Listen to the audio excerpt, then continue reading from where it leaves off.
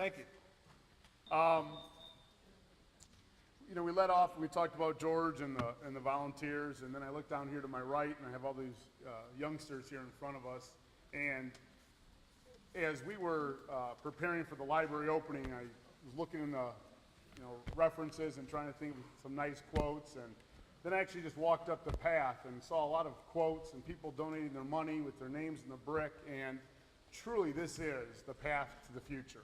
When you walk into the library, it is not only expanding your minds, but it is a path to our future. In our young generation, what a great place for them to start right here in our own library. The person responsible for that, or partly responsible for that, is Art Moracle. He is the Sugar Grove Library Board President, and Art has done a phenomenal job of gathering people together and delegating authority. He does that very, very well, and trying to get little subcommittees and everyone participate. You always see Art everywhere in the community, whether it's at Corn Boil, the Farmers Market, which is happening currently right now at Village Hall. Art is always there, able to lend a hand or help. But truly, Art really lives, breathes, and eats library. And he's done a phenomenal job. We have a great director in Beverly, and I would just like to show again my appreciation for Art and all the hard work he's done. Art Moracle, your board president.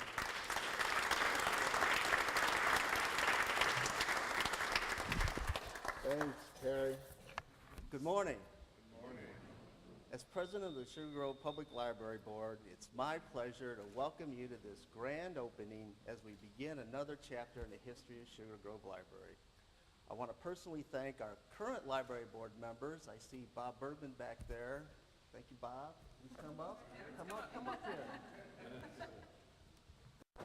And we have Sabrina Milano, Carol Olson, Joanne Ross, come on up.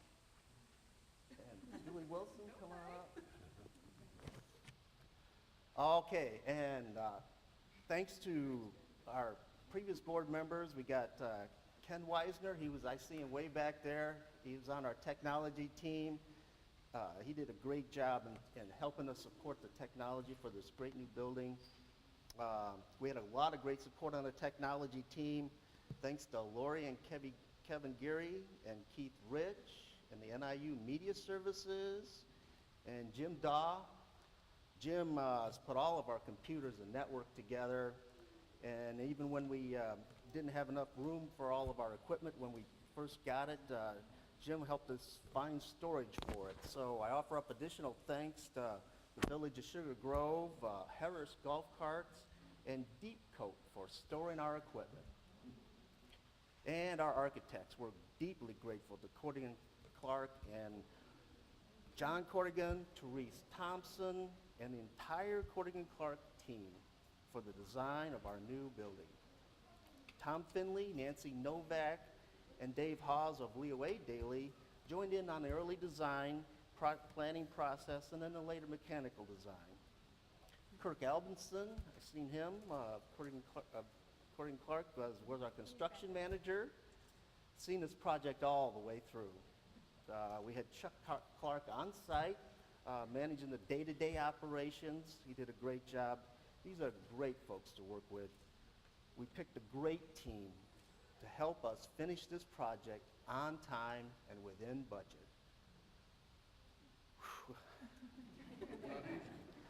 We would also like to thank Kelly Canarum and Prairie Glen for their support and their generous donation to helping us out pick this spot here and their ongoing support of this project. Our attorneys, Jamie White and Bob Kay, thanks for helping us through the zoning and the planning process and all the legal issues. And we'd like to thank the Village of Sugar Grove Board and all their staff for all their help in waiving fees and expediting schedules and getting us to this point today here for the Solheim Cup. And thanks to MediaCom, we have free cable access to watch the Solheim Cup on the Golf Channel right here at the library. Special thanks to Anthony J. Rich and the family for their contribution to create the Janice Catherine Rich Technology Learning Center. Thanks to this gift, will be able to offer our patrons access to the latest information technologies and learning media. The Learning Center will offer computer classes on office applications, email applications, eBay, Twitter, Facebook. I encourage you to take advantage of all these classes and join us on our Facebook group called the Fans of the Sugar Grove Public Library. This grand opening event has been completely paid for by sponsors. We got several activities we've talked about. We're fortunate to have several authors here: Chris Irwin, Jim Aylesworth, Kylene Patterman, and we have a face painting with Kathy Messersmith, and some characters. We'll have Ozzy from the Kane County Cougars and the Penworthy Bears. We invite you to stay and enjoy the next few hours in celebration of this day. Today's grand opening ceremony represents the culmination of successful efforts from lots of folks coming together to make something bigger than any one of us could do ourselves. Thanks to all of you that have made this day possible. This really makes my point today. It takes a village to raise a library. We gathered community input, and this new building meets the needs of the community and reflects the unique image of the Sugar Grove Library District. The outside reminds you of the Bliss House of the past, but the services we can offer with this new library is really an eye toward the future. Our new building gives us an opportunity to provide the resources and services that benefit everyone in this community. We built this new facility with a green concept and sustainability in mind. Utilizing state-of-the-art systems, this library is designed the best possible service with the lowest impact to the environment. We're very proud of that. Libraries are vital to our democracy. We're very proud of the services our library provides, including voter registration, and we've even just heard that this new library can be offered as a new polling place for Sugar Grove.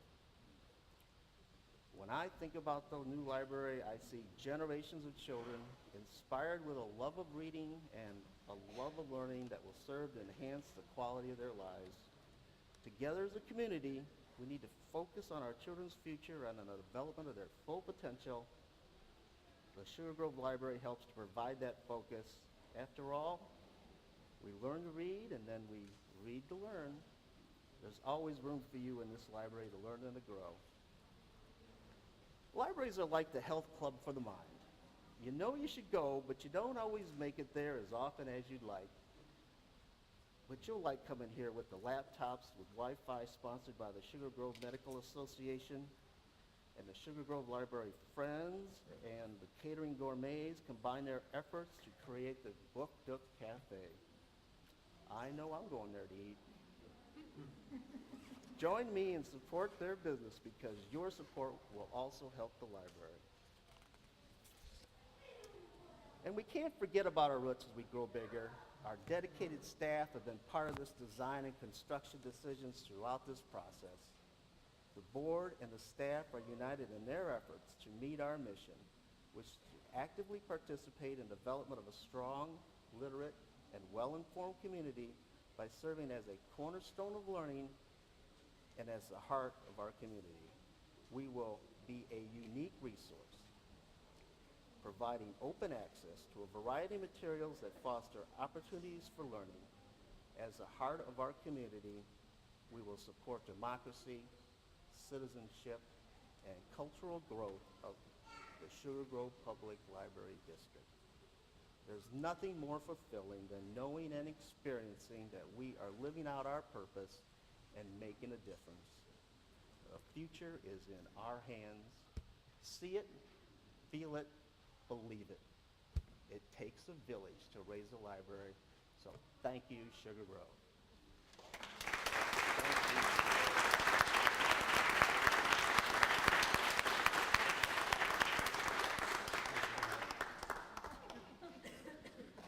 Well, there's another person I'd like to introduce, and they're not on the list, but if people know me, I don't usually follow the list anyway. This person and I became friends about 13, 14 years ago, and every organization has the backbone someone has to be the backbone. And Beverly Holmes Hughes is definitely the backbone of this library. She's been the director. She's put together and assembled a phenomenal staff. She brings the community together. Anytime there's a need or a want, she's right there to throw a helping hand in. And ladies and gentlemen, I am very, very proud to have her as our library director.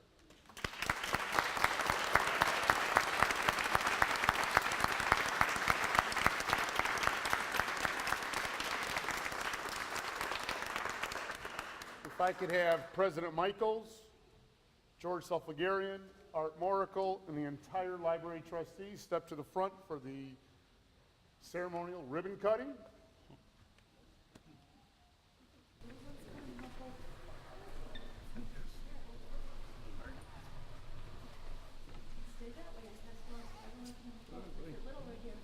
We have everybody up here? Come on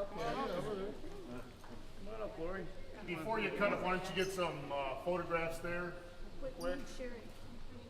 Wait, where's Sherry? Hold on, where's Sherry? She's on the other side. I'm here. Okay. Hands on the ribbon. Okay, 3, 2, 1. Congratulations.